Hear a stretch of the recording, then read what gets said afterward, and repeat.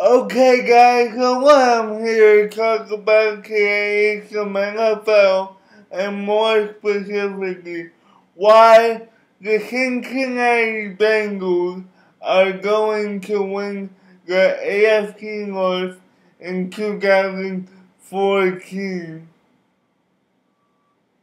The Bengals last year went 11-5 and got bounced out by the San Diego Chargers in the first round of the playoffs.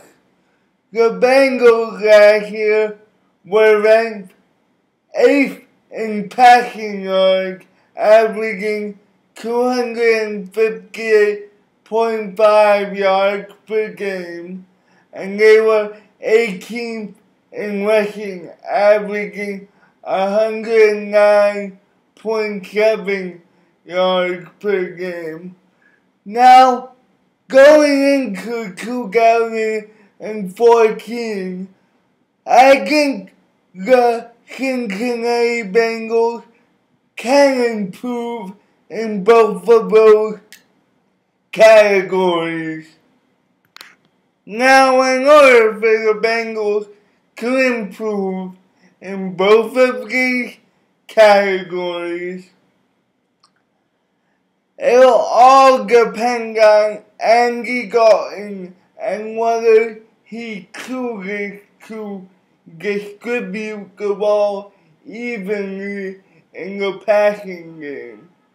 Because oftentimes during the 2013 season, Andy Dalton would drop back in the pocket, look toward AJ Green's way, and immediately throw it, no matter if he was single covered, double covered, or triple covered, just because he had so much confidence in AJ Green, and as a result, in my opinion, got hurt the rest of the offense because opposing defenses knew that they just had to put maybe double coverage or maybe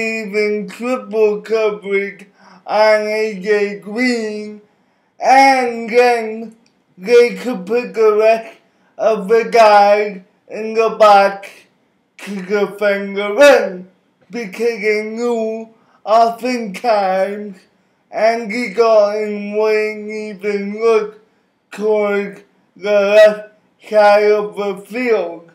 So in order for the Bengals to improve their offense, Andy Dalton has to make the minor of adjustments of reading the whole field and distribute the ball evenly.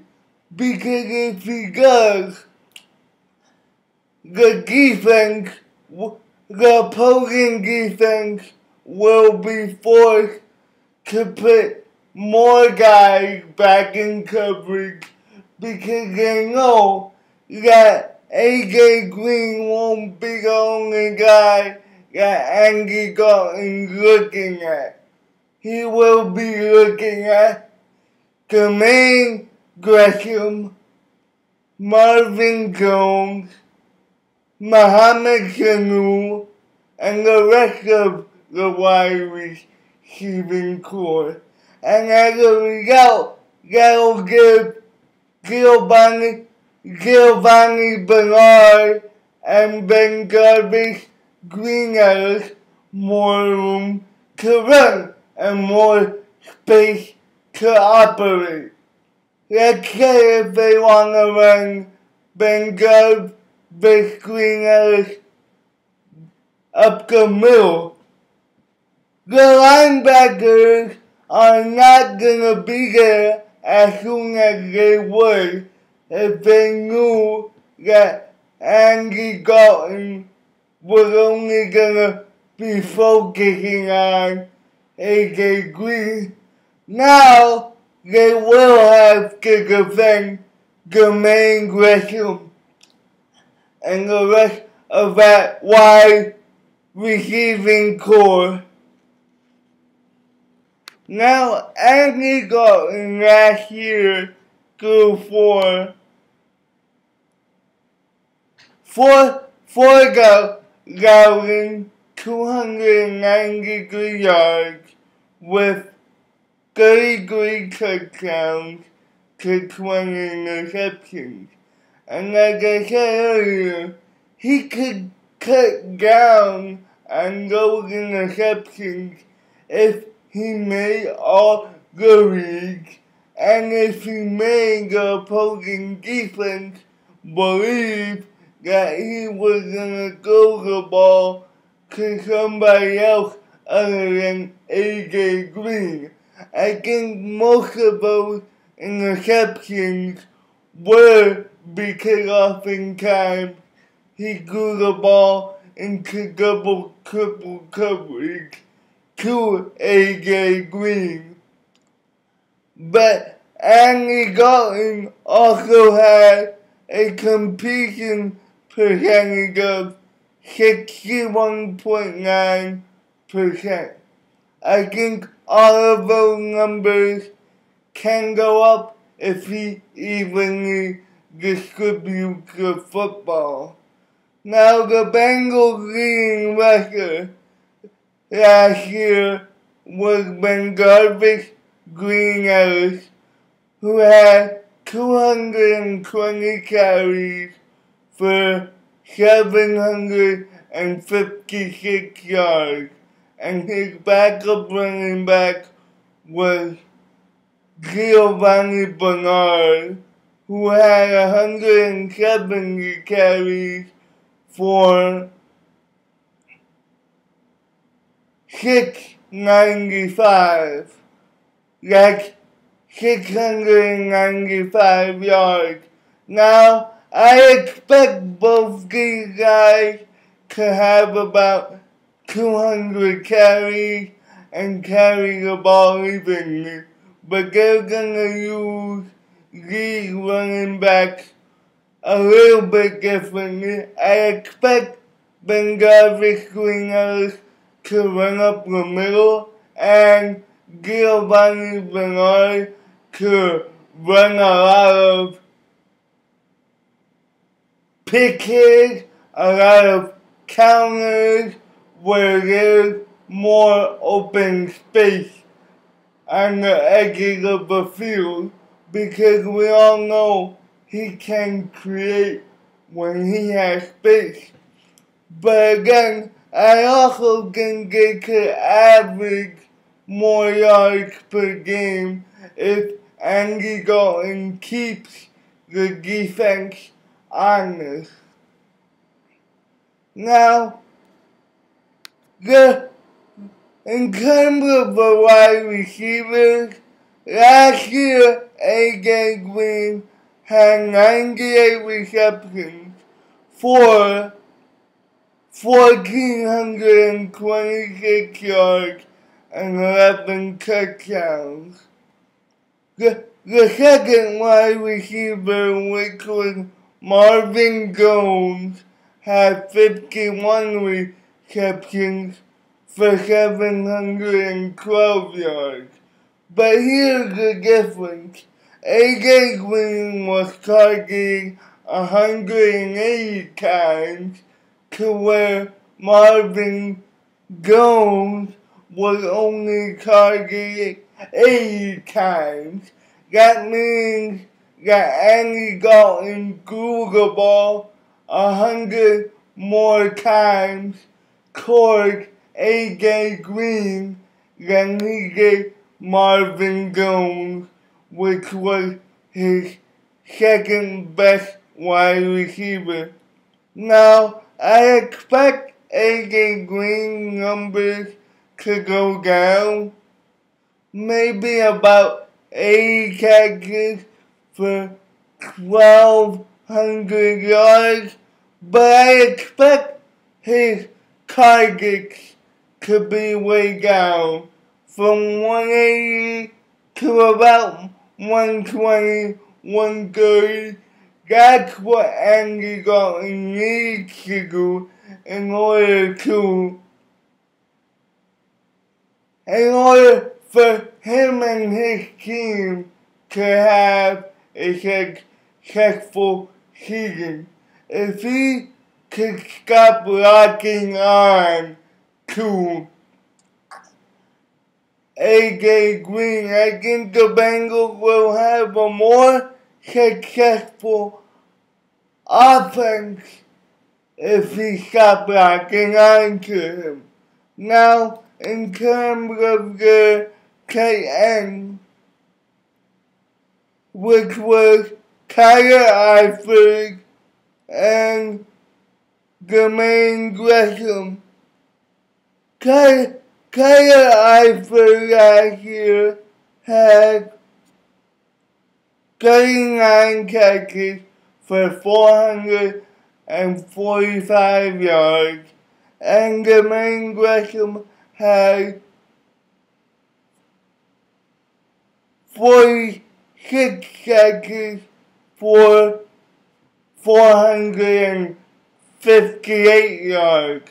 Now I expect both of those catch numbers to go up because, like I said, I expect Andy Dalton to distribute the ball more. Now let's move on to the Cincinnati Bengals defense. Now the Bengals defense last year was 5th in opposing passing yards, allowing 209 yards per game, and they were 5th in opposing rushing yards, allowing 96.5 yards per game. And going into this year, I expect the same, if not even better, if you consider that Geno Atkins only played 9 games last year. Now, I expect the Cincinnati Bengals defensive line to cause the same havoc they did last year, because when you look at the Cincinnati Bengals defensive line, they have Carlos Dunlap, who last year had 58 tackles with 7.5 sacks in 16 games. They had Geno Atkins, who only played 9 games and had 6 sacks. And they also had Wallace Gilberry, who played 16 games and had 7.5 sacks as well, just like Carlos Dunlap. Now I expect this defensive line to get to the quarterback very, very quickly, create tons of pressure, and force the quarterback to get rid of the ball sooner than he wants to. And that makes the weakest part of the Bengals defense even better, which is the secondary, because that means the secondary won't have to cover the opposing wide receiver for that much time. Now, I expect Geno Atkins to have anywhere between 10 and 12 sacks, and he and Carlos Dunlap are going to create openings for Wallace Gilberry and Petco to get their own sacks as well. So even if they get double, triple covered with the offensive line, the rest of the defensive line will be able to create pressure because that means they only have one-on-one coverage. Now, in terms of the linebacking core, the linebacking core for the Cincinnati Bengals is very, very good, almost to great. They have Ray Maluga and Bontac Burfict. Now, these two guys are basically just if the running back gets past the defensive line. I don't think opposing running games are gonna have that much success because once they get through the initial layer of the defense, the linebackers will be right there. And in terms of the passing game, Ray Maluga and Bontac Burfict will give up the catch, but they won't let the opposing wide receiver get that much yards after the catch, considering that both of these guys are very good tacklers.